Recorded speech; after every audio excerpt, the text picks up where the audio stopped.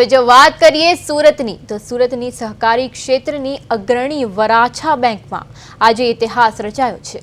બેંકની સ્થાપનાના 31 વર્ષ બાદ પ્રથમ વખત ચૂંટણી યોજાઈ છે।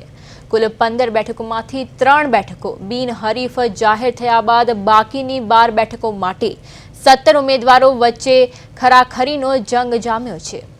અંદાજે 53,300 જેટલા સભાસદો આજે પોતાના મતાધિકારનો ઉપયોગ કરી નવા બોર્ડ ઓફ ડિરેક્ટરની પસંદગી કરશે। આ ચૂંટણીમાં એક ખાસ બાબત એ રહી છે કે ડેટા પ્રોટેક્શન એક્ટના કારણે ઉમેદવારોને મતદારોના મોબાઈલ નંબર મળ્યા નથી। આ પડકારને પહોંચી વળવા ઉમેદવારીઓ અનોખો રણનીતિ અપનાવી છે।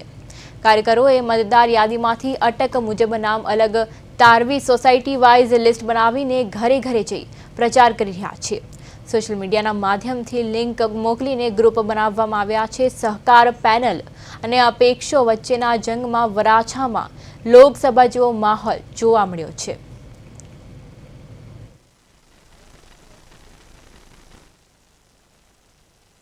પ્રથમવાર ઇલેક્શનનો જંગ થયો છે, પણ આજે જે પ્રકારે મતદાન થઈ રહ્યું છે એ જોઈને ગૌરવ થાય કે લોકોને વરાછા બેંક પ્રત્યે ખૂબ લાગણીથી જોડાયેલા છે।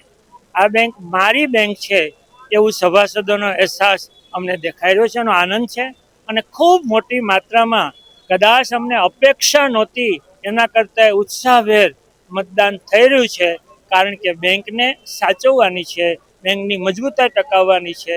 બેંકની સાથે અમે વરાછા બેંકમાં 31 વર્ષમાં એક હતું શાસન, જે પૂર્વ ડિરેક્ટરો જે હતા જેણે 15 વર્ષ ખૂબ સારી રીતે સેવા કરી હતી, પણ છેલ્લા 15 વર્ષથી કંઈક ને કંઈક એક હતું શાસનના કારણે અમારી પેનલ એક બની હતી, જે પેનલમાં અમુક વ્યક્તિઓ વંડી ઠેકી અને સહકાર પેનલમાં જતા રહ્યા છે કે આવા મુદ્દા લઈને માર્કેટમાં આવ્યા હતા કે દીકરીઓને ન્યાય નથી મળતો, કાયમી નોકરી નથી મળતી, કર્મચારીઓનું શોષણ કરે છે।